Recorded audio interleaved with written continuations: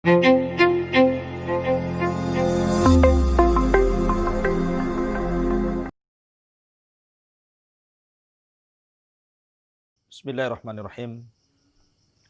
Assalamualaikum warahmatullahi wabarakatuh.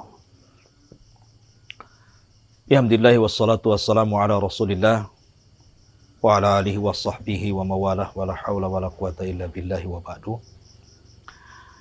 Alhamdulillah, pada malam hari ini saya berada di teras Masjid Pondok Pesantren Tahfidz Al-Quran dan Bahasa Arab Pesantren Jabal Uhud, Tiban, Batam. Salawat dan salam tak lupa kita haturkan kepada Nabi kita, Nabi besar Muhammad sallallahu alaihi wa ala alihi wasallam. Malam ini kita masih membahas tentang seputar corona. Kapan orang yang terkena wabah corona itu dikatakan mati syahid? Ma'asyiral muslimin, para pemirsa Jabal Uhud TV yang dimuliakan Allah Subhanahu wa taala. Setiap mukmin menginginkan kematiannya ditutup dengan kebaikan. Salah satunya mati syahid. Bahkan Umar bin Khattab radhiyallahu an, di masa dia menjadi khalifah, dia berdoa kepada Allah setiap salatnya agar dia diwafatkan syahid fi Madinati Rasulillah sallallahu alaihi wasallam, di Madinah Nabi sallallahu alaihi wasallam. Sebenarnya doa Umar bin Khattab ingin meninggal mati syahid di Madinah Rasul tidak masuk di akal. Karena bagaimana mungkin Madinah akan diserang? Sementara di zaman itu pasukan kaum muslimin sangat kuat, bahkan berhasil menguasai separuh dunia. Persia jatuh ke tangan kaum muslimin. Tetapi yang mengijabah doa adalah Allah Subhanahu wa taala. Sesuatu yang kita anggap mustahil menjadi mungkin bagi Allah Subhanahu wa taala. Maka Umar pun dikabulkan doanya, dia meninggal ditusuk oleh seorang majusi, Abu Lu'lu al-Majusi, saat menjadi imam salat subuh.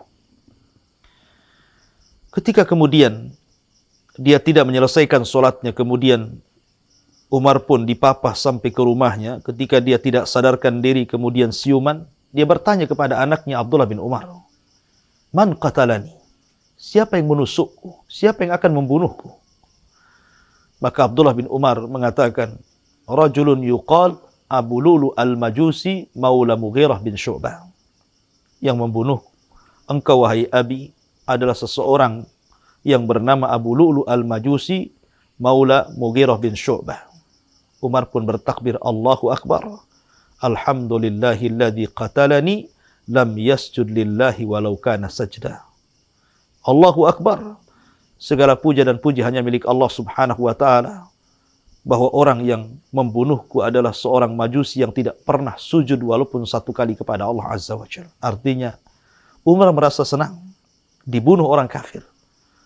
Berarti doanya dikabulkan, dia mati syahid di tangan orang musyrik, majusi Abu Lu'lu maula Mughirah bin Syu'bah. Ma'asyiral muslimin, para pemirsa Jabal Uhud yang dimuliakan Allah Subhanahu wa taala. Terkait dengan kematian syahid karena sebuah wabah corona, kita tahu bahwa syahid itu terbagi menjadi tiga. Ada syahid di dunia, tapi tidak dikatakan syahid di akhirat. Ada syahid di akhirat, tapi tidak dikatakan syahid di dunia. Tapi ada syahid dunia akhirat. Adapun syahid di dunia adalah orang yang zahirnya mati syahid, tetapi dia tidak memasukkan ia ke dalam surga. Contoh, sebuah hadis Nabi sallallahu alaihi wasallam. Kata Nabi sallallahu alaihi wasallam, awal man tusyu'ira bihin nar. Manusia yang pertama kali yang akan disentuh api neraka adalah rajulun, seorang laki-laki yang mereka berjihad di jalan Allah Subhanahu wa taala. Kemudian setelah dia pun meninggal dalam peperangan, secara zahir dia syahid. maka di hadapan Allah Subhanahu wa taala akan dipanggil, kemudian ditampakkan kenikmatan dan pahalanya, dan Allah pun bertanya, ma amilta fiha, apa yang kau lakukan di dunia? Maka orang ini mengatakan, jahadtu fika hatta ustushhidtu ya Rabb, aku berjihad karenamu sampai aku mati syahid. Maka Allah mengatakan, kadzabta, dusta kamu. Kamu itu berperang hanya untuk disebut pahlawan. Kamu itu perang hanya ingin disebut pemberani.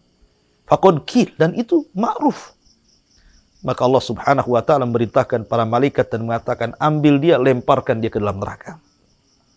Ini golongan syahid yang pertama. Golongan syahid yang kedua adalah golongan syahid dunia akhirat. Betul-betul dia syahid di dunia dan syahid di akhirat. Mereka lah orang-orang yang betul-betul meninggal di jalan Allah ketika berperang mengangkat senjata. Dia tidak berangkat kecuali dalam rangka meninggikan kalimat Allah. Kemudian dia mati syahid. Mati syahid. Baik ketika dalam peperangan ataupun dalam perjalanan menuju peperangan. Umpamanya dia menggunakan pesawat. Rupanya belum sampai pesawatnya rusak. Kemudian jatuh. Kemudian dia meninggal. Umpamanya dia naik tank. Tanknya belum sampai. Kemudian terperosok ke jurang. Kemudian meninggal. Atau mungkin tertembak oleh lawannya sendiri tanpa ada kesadaran. Disangkanya musuh, ternyata sesama kawan. Maka para ulama mengatakan tetap dikatakan syahid. Sebagaimana terjadi kepada seorang sahabat di zaman Rasul namanya Harith ibn Suraqah. Dia meninggal bukan dalam peperangan, tapi meninggal ketika dia menjaga.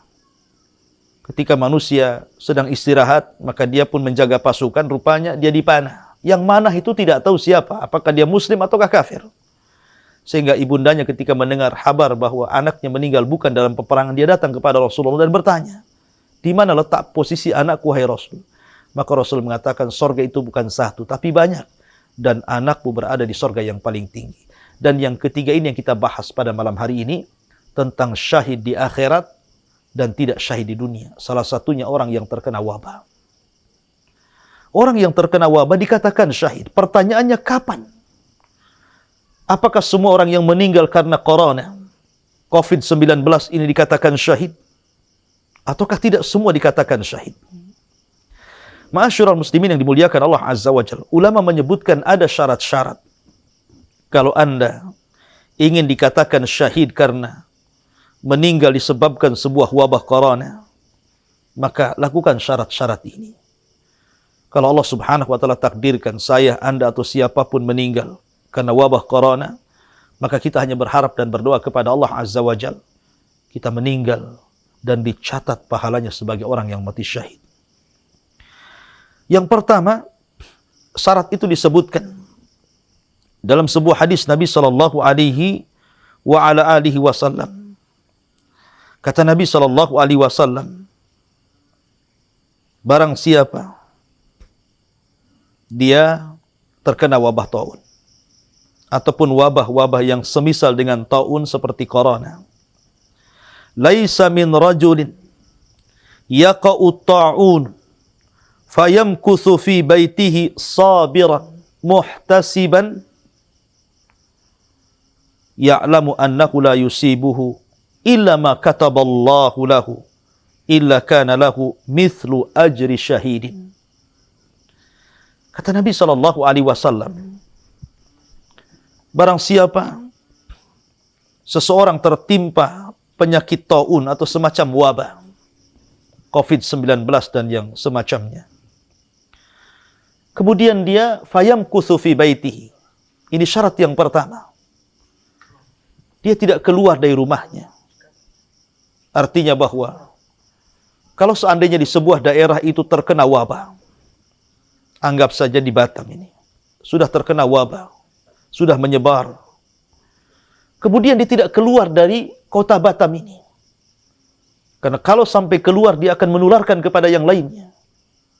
Sebagaimana sabda Nabi sallallahu alaihi wasallam, "Idza waqa'al bala fi ardi qaumin fala taqdamu alaihi wa in dakhalaha fala takhruju firaran minhu."